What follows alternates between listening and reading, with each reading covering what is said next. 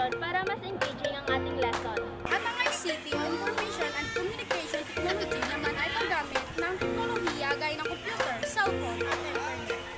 Unang tulong ito, mas malinaw ang aralin dahil sa edukasyon, video at interactive presentation. Mas madaling intindihin ang lesson. Ikalawa, mas mabilis ang research dahil sa internet. Sagot agad ang assignment at project natin.